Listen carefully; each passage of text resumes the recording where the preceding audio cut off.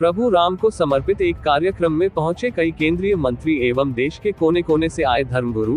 22 जनवरी को प्रभु श्री राम के प्राण प्रतिष्ठा से पहले ही पूरा देश भक्ति में हो गया है। जिन्हें कभी राजनीति में दिग्गज माना जाता था, वह भी राजनीति छोड़ भगवान राम की धुनी रमा रहे हैं। जी हां, बरखा शुक्ला सिंह दिल्ली में कांग्रेस के शासनकाल में लगभग एक दशक तक दिल्ली महिला आयोग की अध्यक्ष रहते हुए कई बड़े कार्य किए हैं।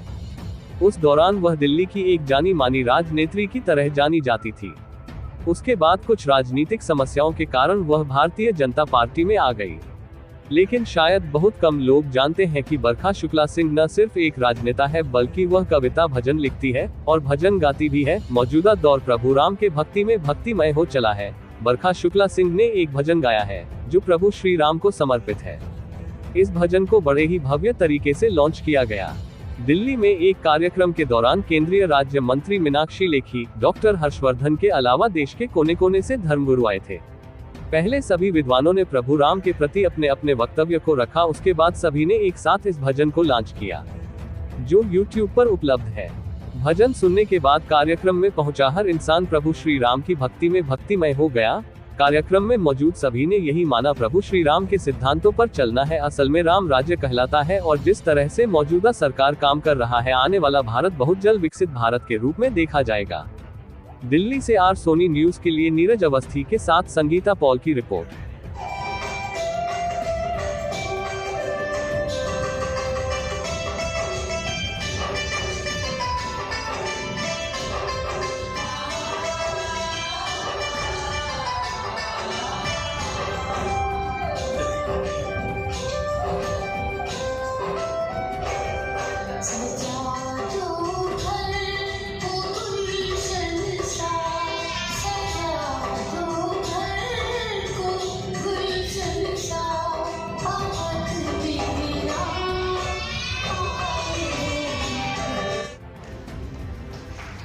जोश में थोड़ी कमी महसूस हो रही है आपसे पूरे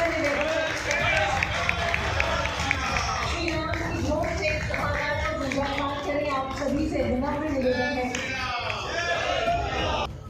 सामंजस्य, सामंजस्य और एक मध्य, ये ही मुख्य रूप से उत्तम शासन का लक्ष्य होता है। बाघ बकरा एक घाट पर पानी पिए, चूहा बिल्ली में मेल जोल हो जाए और सांप नेवले का बैग भी मिट जाए, ये उत्तम शासन का लक्षण है। यही राम राज्य है, यही ईश्वर राज्य है, यही धर्म राज्य है। जोश में थोड़ी कमी महसूस हो रही है आपसे पूरे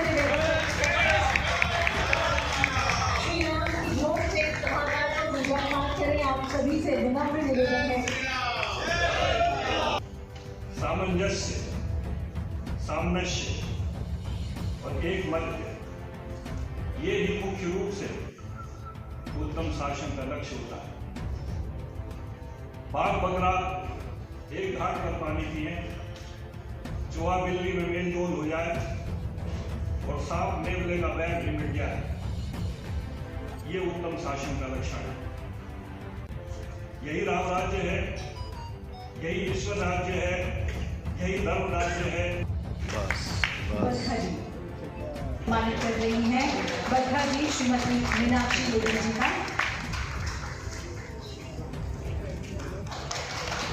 बहुत बहुत धन्यवाद। तो वो है जो कि हमारे रोम रोम में बसे हैं, हमारे रोम रोम में नहीं, हमारे रोम में। तो और वो जो अति उत्साह है सबके मन में, उसी से पता चलता है कि राम की महिमा अपरंपार। मैं बैठी हुई थी तो सोच रही थी, दिमाग में एकदम आ रहा था कि जब राम भगवान और हम राम राज्य की बात करें, खासतौर पे जो लोग राजनीति के क्षेत्र से हैं, राजनीति के क्षेत्र वाले अगर राम राज्य की बात करें तो उसका जो संस्मरण आता है मन में, वो पहले तो उस समय से आता है कि जब भगवान राम ने, हमारी ड्यूटी तो श्रेय लेने की ड्यूटी नहीं है, ना ही हमारी ड्यूटी भाषण देने की है। बहुत सारे लोग हैं, सबको लगता है उनकी अलग अलग ड्यूटी है। बहुत सारे लोग राम मंदिर जाएंगे, दर्शन करके आएंगे और बहुत सारी चीज़ें करेंगे।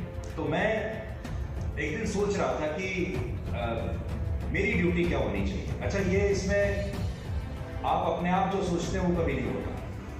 आपको अपने आप किसी एक दिन सोते सोते, काम कुछ करते करते कोई एक आभास होता है कि आपको ऐसा करना चाहिए। तो मैं सोच ही रहा था कि मैं क्या करूं, और फिर मुझे लगा कि भगवान ने जो मुझे एक शो दिया है जिसे करोड़ों लोग देखते हैं, ये भी एक बहुत बड़ा मौका है कि आपको इतने बड़े चैनल पर, देश के सबसे बड़े चैनल पर आपको 9 बजे से 10 बजे एक शो करने का मौका मिलता है और आपके पास 1 घंटा है। अब उस 1 घंटे को आप लोगों का या तो मनोरंजन करने में गंवा दीजिए, या फिर कुछ नेगेटिव बात करने में, कोई विवादित बात करने में, लड़ाई झगड़ा करने में आप उसको वेस्ट कर दीजिए, या कुछ अच्छा काम करने में बदलो। या फिर कुछ विपक्षी नेता भगवान राम का अपमान करते हैं, राम मंदिर के बारे में बात करते हैं, वो एक राजनीतिक विवाद को आप अपने शो में लगा दीजिए। उसकी बजाय मुझे ऐसा लगा कि भगवान श्री राम के जो आदर्श थे और उनकी जो मर्यादाएं थी, क्या हमारे देश के लोग उनसे वाकिफ हैं?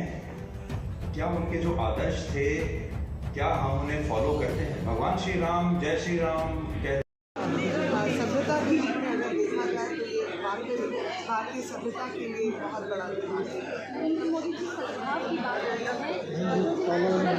माइक नीचे कर लो यार, नीचे कर लो, मेरे फोन में आ रहा है।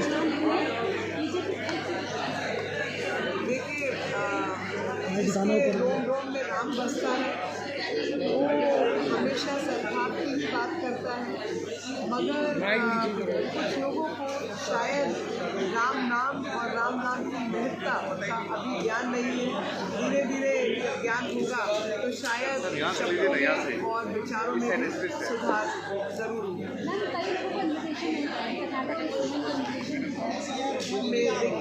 ऑर्गेनाइजर्स के हाथ में है उस विषय में। पर ये एक मेरे मन के भाव हैं, एक मेरा मन, मेरे रोम रोम खड़े हो जाते हैं रोंगटे कि मैंने भगवान राम को एक अपनी आवाज़ में, अपनी उससे ये भगवान के राम चरणों में एक गीत जो अपना भजन है उनको ये प्रस्तुत किया है। आप एक चैनल के माध्यम से इसको लॉन्च किया है, क्या आगे भी इस तरह के भजन देखने? बिल्कुल, मैं अब चूँकि राजनीति का तो पता नहीं है मुझे, पर अब तो भजन ही गाने हैं, राम राम करना है तो राम राम ही करेंगे। राजनीति और भजन दोनों साथ में चलेगा। अब वो तो ये समय बताएगा, मुझे ज़्यादा मैं इस बारे में कुछ नहीं कह सकता।